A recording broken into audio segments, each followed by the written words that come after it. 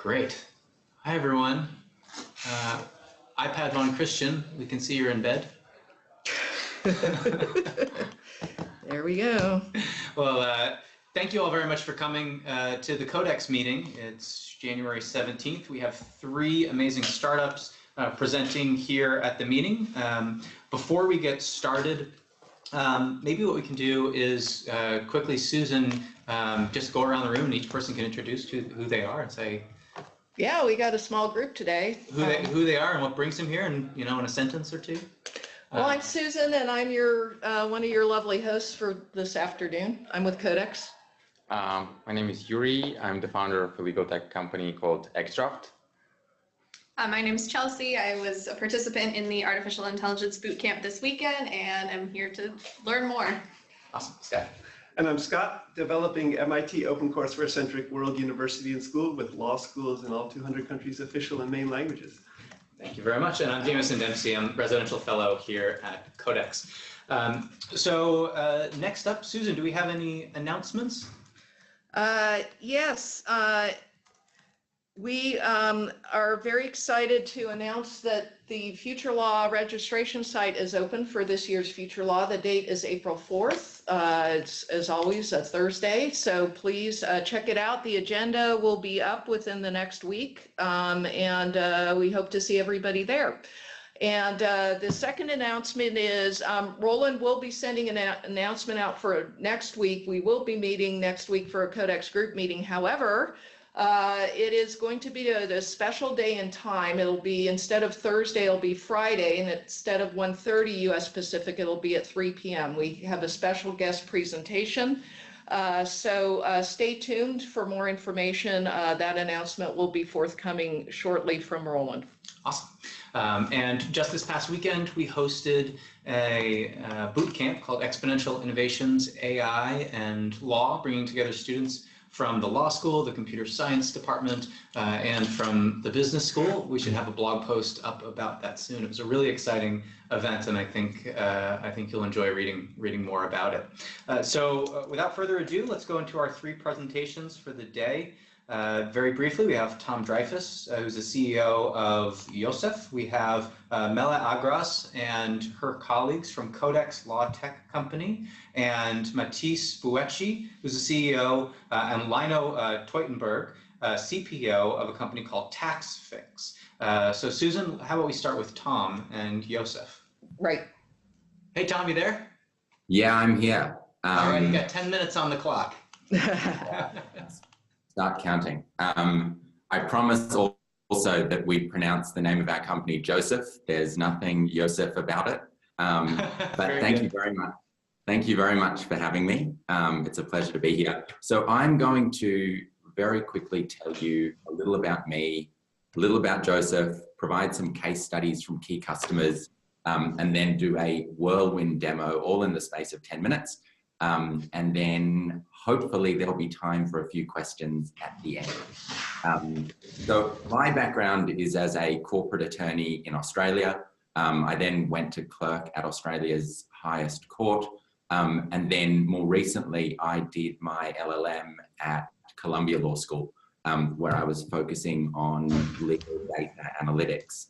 And I graduated from there in May last year, which coincided with the launch of Joseph. And so for your benefit, I'm going to share my screen now and jump into a quick little slideshow, just as I tell you a little bit about what our company does. So Joseph is, and to use the sort of more academic language, an expert system automation platform. And what we've designed is a platform on which lawyers with absolutely no coding required can build logic-driven workflows. They can integrate them with automated documents built in our custom document editor, and they can launch them to their clients in a conversational interface. And so our focus at the moment is really on ensuring that the platform is easy enough for any lawyer anywhere to be able to build expert systems and launch them to their clients in a conversational bot. And I think this is sort of a really important part of the vision that we're bringing to our work, which is legal technology accessible to lawyers on a distributed basis. So what I mean by that is that, you know, legal technology for a long time has been quite difficult to use. Lawyers haven't been able to use it in their day jobs. And for us, what we're aiming for is a platform that's sufficiently easy for lawyers to use that they can think about the high volume, repeatable tasks in which they engage, jump on our platform, and without having to sit through online training modules or read a user manual, start to build out those workflows as conversational bots for their clients to access. So in practice, what this looks like, and now I'm going to move into the case studies really quickly, is a few different things. One of our customers at the moment is the ABA, which has recently launched the second version of a product called Blueprint, which it provides to small firm attorneys to help them to understand what legal technology is out there, and then provides recommendations and a report for them so that they can decide what products to use in their practice.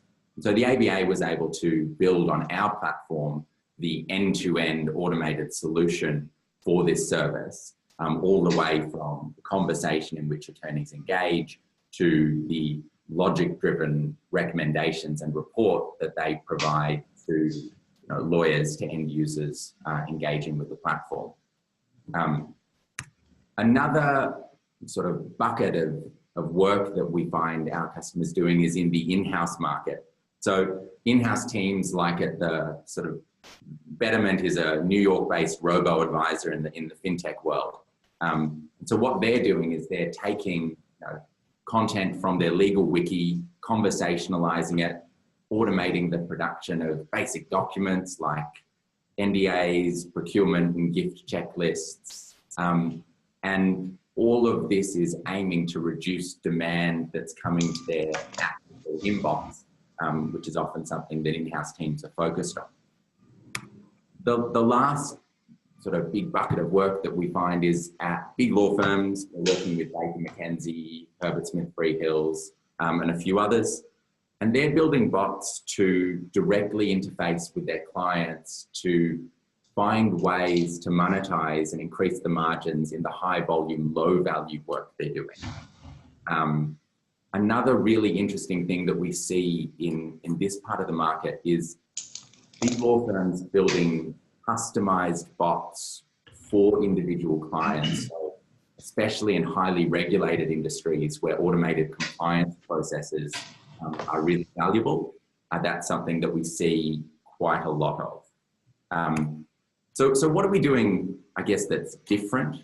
And you can obviously email me to find out more anytime, come to our website, request a demo, love to chat to you all. I think what we're doing differently is focusing on making a platform that is truly easy to use, which I think for a lot of lawyers, making it accessible to them everywhere rather than via a centralized innovation team, or for a lot of small firms, not available at all. And then on the end user side, creating a conversational experience to increase accessibility, speed, and of course, mobile friendliness.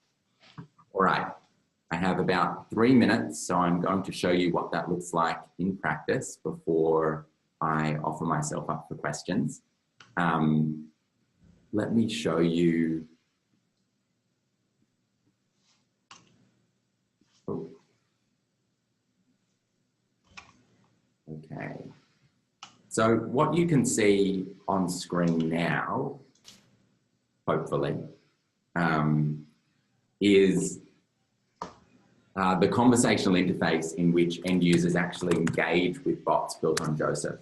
And so you can see me going through a very small part of a process now with some input validation, but I'm not going to go through this whole process. If I were to go through the whole process, at the end of it, what we would see is a customized document, in this case, a non-disclosure agreement, generated for my user that uses, here's one I prepared earlier, that uses the information provided by the user to generate a logic-driven document for them that the user can then download as a PDF or in Microsoft Word. Like I said, I think that the real value in our platform, because there are a lot of people doing document automation out there, lies in the ease with which our users can build these conversational experiences. So here's a sneak peek at our dashboard. And so to build a bot like the one that we saw very briefly just before, all we need to do is start to create questions with names, simply typing into the question field so that those chat bubbles start to appear. And in order to link questions to one another, we just use this link button over here that provides us with access to all of the different questions in the conversation that we're creating. And then we can start to create more complex branching rules. So if I wanted to create a branching rule, I could add a rule in that allows me to determine when one question will connect to the next based on the answers to earlier questions. So I can decide the basic multiple choice rule that I've created that branches the logic of the conversation. Once I built my workflow, we saw the NDA that was generated at the end of that interaction. You build that inside this document editor that's part of our platform, integrated with that workflow builder. And so, previously for a lot of us who were attorneys, our templates look something like this. And on Joseph, all you need to do is take the answers to the questions that you've been asking and insert them into your automated document, just like that, so that what's built for your user at the end of their process reflects the data that they've provided to you. Now my 10 minutes is up. I think I went pretty close to 10 minutes there, but I'd love to answer any questions that you have. Sure. Does anyone on the line have any questions, or anyone in the room? I do. Yeah. So how long does it take to build an NDA that you showed with Joseph compared to a simple markup language systems? Is it faster or not? So, we've seen our more sophisticated customers building basic document automation bots in hours. So, you could build that NDA bot, which has about 30 nodes in a couple of hours, if you knew the flow of the conversation that you were building and how the logic-driven template was going to be structured. But is it faster or slower than the existing automation solutions, which are not bot-driven? Do you mean to build it? So for example, Contract Express from Thomson Reuters, right? They do document automation. It's not bot, but it helps create documents, and it has a document automation module. So yes. Is it faster to build with Joseph or with Contract Express if I want to automate creation of a document? So it's both faster to build with Joseph, but more importantly, it's easier to use. And so it's not just a question of speed, it's actually also a question of the barriers to entry, to actually using the platform in the first place. And so our focus has always been on ensuring that the user interface with which lawyers engage doesn't require you to sit through training modules, that it's designed in a way that the next step is obvious. We've sort of implemented, and a lot of credit here goes to Dr. Margaret Hagan from Stanford for having conversations with us about what good legal design looks like. For us, on both sides of the ledger, both the user interface that lawyers engage with and the user interface, the conversational one that end users engage with, have a real focus on simplicity and intuitiveness, and ensuring that you don't need to learn how to use the system before you can use the system. And how many users do you have at the moment? So we have about 20 customers across Australia and the US. And so that's when I talk about customers, I'm talking about legal organizations. But to give you a broader sense, there have been about 500 bots built on the platform. And at the moment, we have around 3,000 or 4,000 end users a month, sort of interacting in total with all of those bots. So you have 4,000 active users per month, or?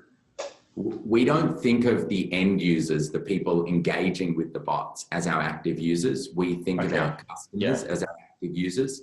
And the reason for that is that the end users might not be, they might be engaging with the bot to test it, or they might be engaging with the bot and then decide to exit it almost straight away.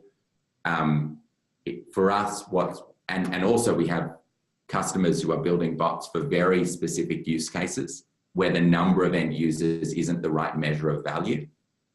Yeah, what I'm trying to understand is basically, do you have verification that is easy to use, right? So like how many people build bots within the 20 customers and per month, for example? Sure. I mean, some of that data is what we're working on at the moment because we're still quite early in our development, but all of those 20 customers have built bots for themselves. Right. Chelsea, do you have a question as well? Yeah, so do the end users have the capacity to manually edit the final product before they download it, or does all of that come through MS Word possibilities? So they don't currently have the capacity to edit that output before they download it.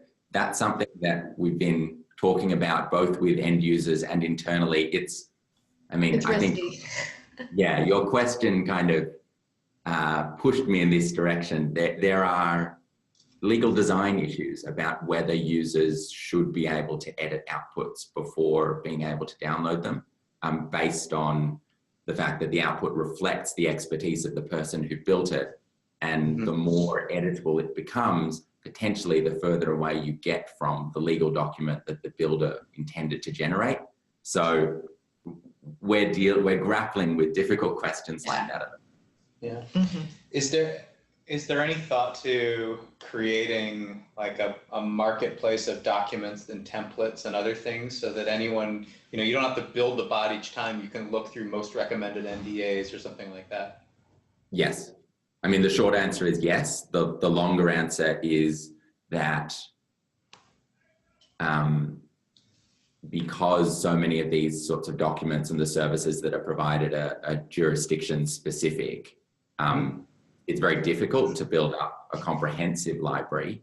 One of the things that we're working on at the moment, and this is sort of within the confines of this space, is the the confines of this space are anywhere.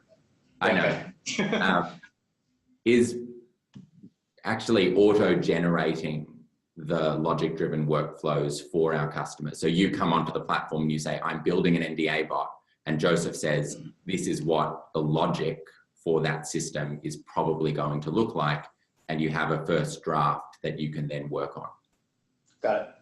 When I think of chatbots, I also include the idea of voice, and your work is very textually oriented, so that may not be part of your thinking. But in the longer view, are you thinking at all about either voice as a way for clients to build bots, and also are you tying it maybe with a translation possibility so that it would be easy to go from your NDA in English to Ukrainian or another language?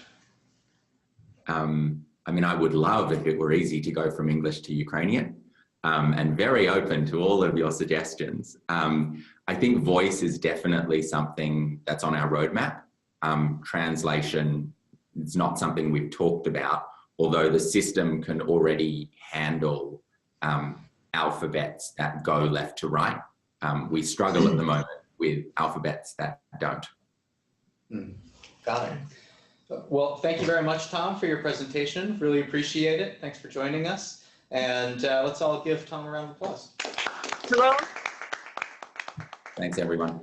Wait, Hello? Tom, can you hold on? I think there's one more question. Oh, if there's a question online, let's go to the question No, online. I'm sorry. I'm calling from Massachusetts. And Tom, I just have a question with regard to your platform.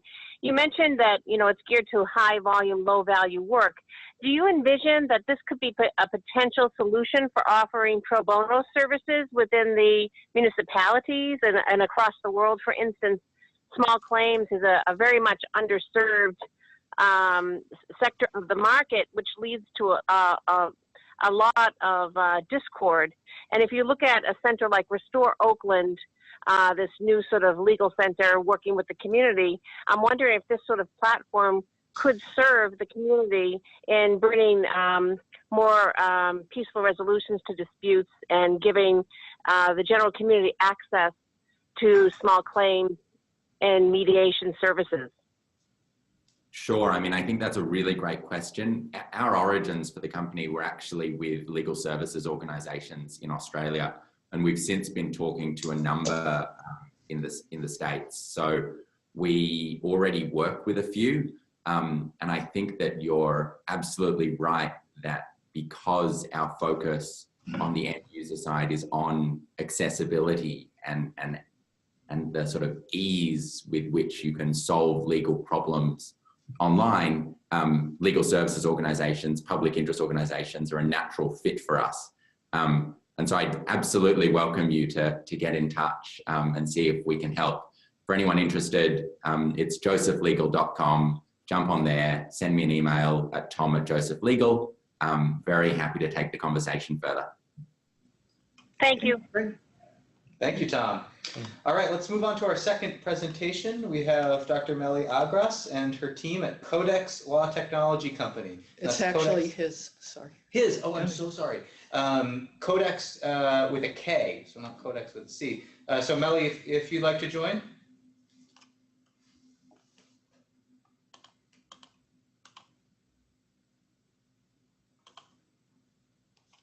Hi. Hi. Hi from Turkey. It is 1 a.m. at night. Hi from Turkey, and a good day to you. I'm going to start my presentation. If it's Yes, absolutely. You have 10 minutes. 10 minutes on the clock. okay.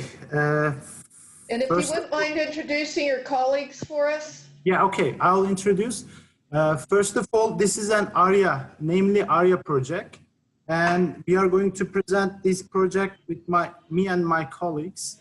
And first of all, I'm an assistant professor in the Department of Statistics. And also I should say that I'll be in a forthcoming semester because of the Fulbright scholarship program. And this is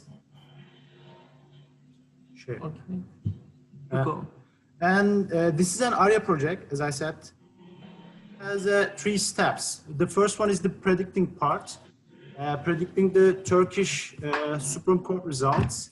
And then this study was done by with my student Enes Dilber. And the second part is ARIA search engine. And this is going to be presented by Müşteba, who is a software engineer in our company. And the third one is going to be presented by the Ömer Yazır, who is a software engineer as well. And I should say that he's going to be in USA on next month also. And briefly, I would like to explain some topics which are related with our research. For example, the NLP. Stemming is the crucial part of the NLP because the Turkish is an agglutinating language. And this is the most challenging part of our study, I'd say, because you see the first example. This is the Turkish word, batılaştırmak. And the expected stem result is batı, but most of the time we can obtain this word. And also I can give another example. This is another failure of the stemming result. And TF-IDF numerical statistical math intend to reflect how important a word is the document in collection or corpus, and you can transform your document matrix with the TF-IDF method, and TF-IDF value is calculated by the multiplication of TF and IDF. And in our study, we studied two different supervised learning methods. The first one is KNN, K nearest neighbors, and this is the most used learning algorithm nowadays. And then the other one is the neural network. Because of time limits, I'm skipping some of these parts, and I would like to introduce you the Turkish judgment divorce law and legislation, because we predict just this divorce law and legislation part.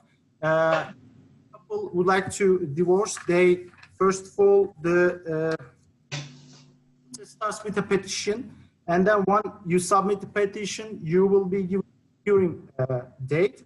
After that, then you attend court hearing, and then makes a final ruling on your case, and then you can object to court, and after that the regional court part starts, and then still you have a chance to object, and finally Supreme Court give a final ruling.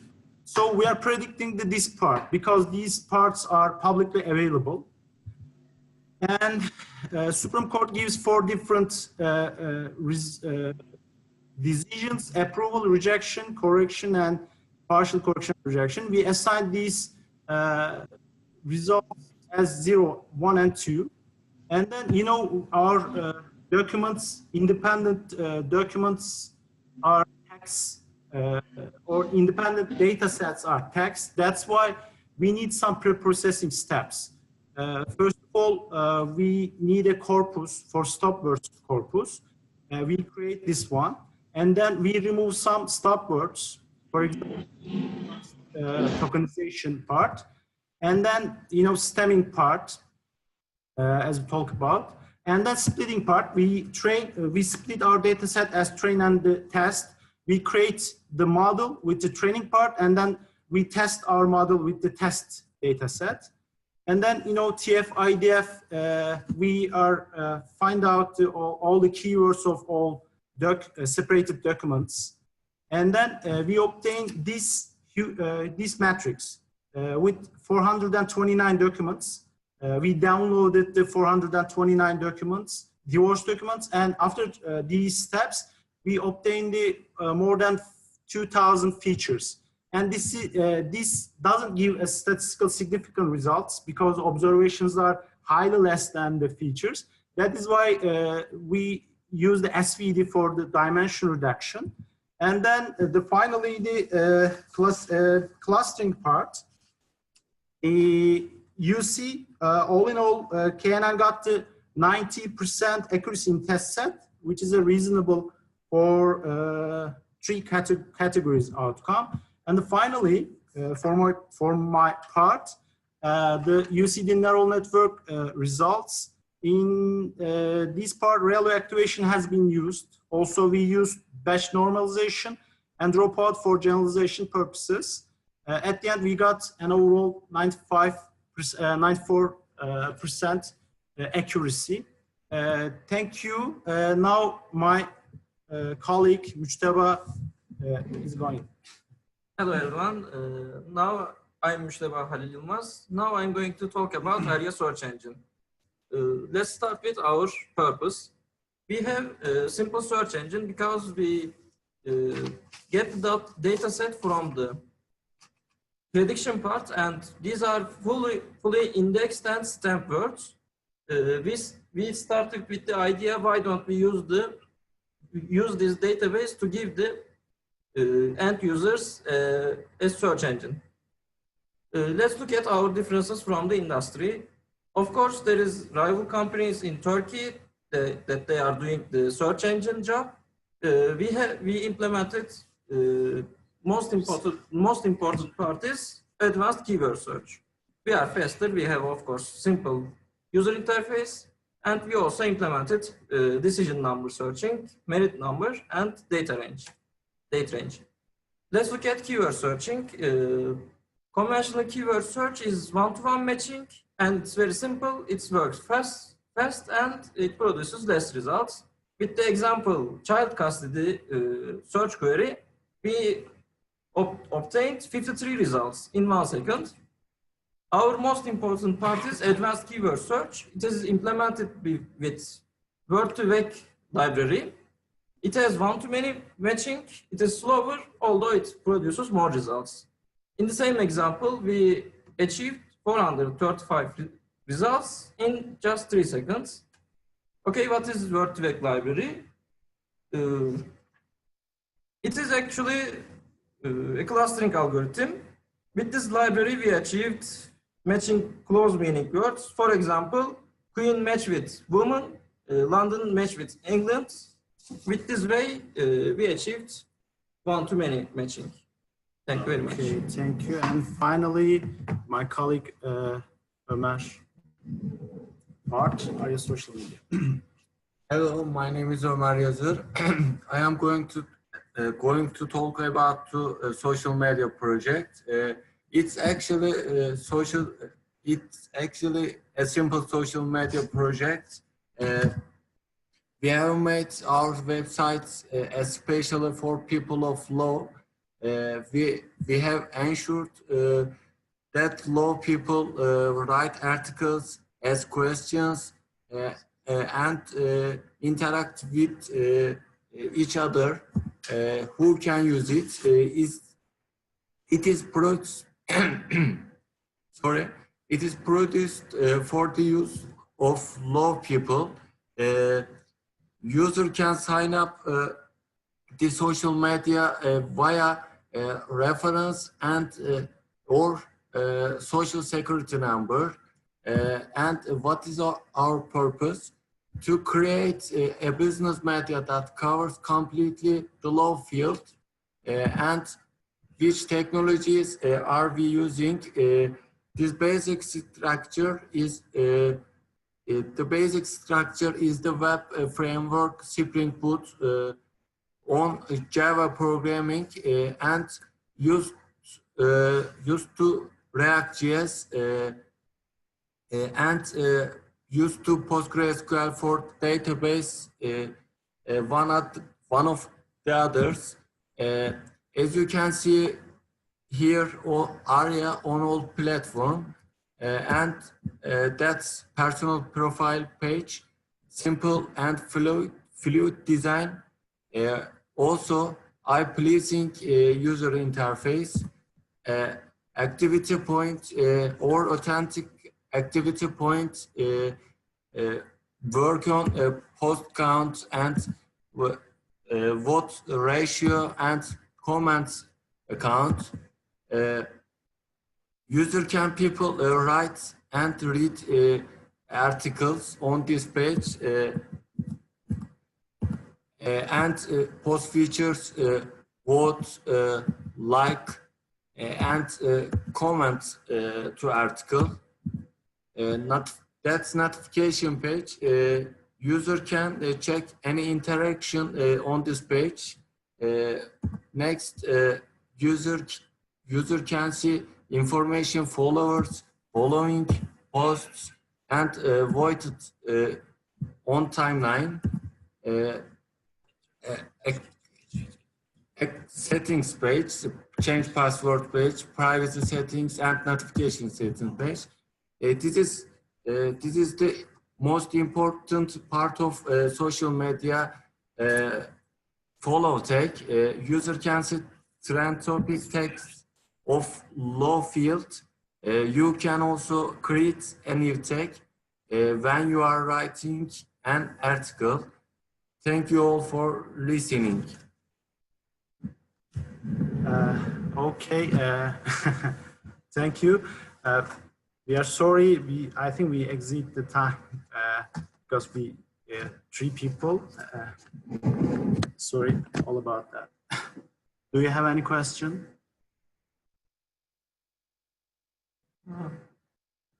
We can hear Say again, Jameson, I had us on mute. Oh, sure. Apologies if anybody's heard construction noise. There's construction right outside the room, so apologies for that. Yeah.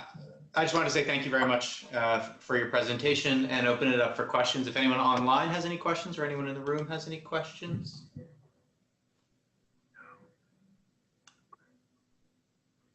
I have a very broad question. If you're in Istanbul, Turkey, is that right? Yeah, Ankara, capital of Turkey. Ankara, the capital. Arkadaş. It's a beautiful capital. So if you could gain access to other technologies, so this is a brainstorming question. Conceptually, like Google TensorFlow, artificial intelligence, machine learning software, and maybe the related legal projects that might have emerged out of that. What are the technologies you would aim for, would you seek to get to increase the outcomes of your Supreme Court judicial opinion prediction? Okay. Actually, people are frightening of the artificial intelligence because the robots will be in our lives, you know. But we just would like to assist to the judges with creating this predicting part. That is our aim. Just this is just to assist to the law people or lawyer or. So it would be improving. Would it be improving the natural language processing approaches to these Turkish judicial documents? Actually, yes, because this is the first. This is really hard because I mentioned in my presentation because it is an agglutinating language, Turkish, and there wasn't any project or any paper about this predicting part because, you know, there are many you know, works. This is the first time for Turkish language, and I believe that we would like to, or we will improve this NLP part for Turkish language. Thank you. You're welcome. Thank you. I have a question. Do you think that these predictive models could be expanded outside the area of divorce law? And is that your intention with this project, to predict other things? Yes, of course, we can expand for other area. For you're asking for law, right? Law or Right. yes, of course, and we can do, but I think we cannot add any innovative things to this part. That's why we don't, in the future, we don't want to do that. Maybe we can study for the European Court, human rights court decisions. Maybe, you know, there was a research about that 2 or 3 years ago, and it was popular. Maybe we can use the word-to-vec for predicting part for European Court of Human Rights as future work. Thank you. You're welcome. Any questions online? No, it appears not. So. I have a question about the legal innovation ecosystem within Turkey. Is most of the work still being done within universities, or are there larger private companies that are offering these services? And how developed or mature is the legal innovation market within Turkey?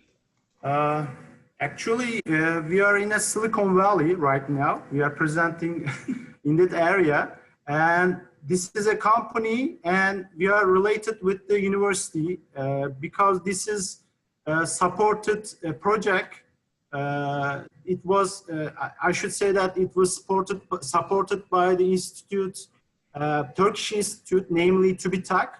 And normally, I think you cannot sell such kind of things. For example, predicting part doesn't affect or doesn't meaningful for the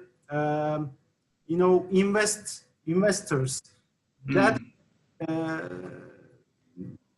I think we have a time to call the investors for this area. That's why we need some support in Turkey. Finally, in Turkey, government supports for such kind of projects. I see. Great. Well, thank you very much for your presentation. We really appreciate it. If no one else, Susan, are there any questions online? No. Okay. Thank you very much for your presentation. Thank you. Thank you. Thank you.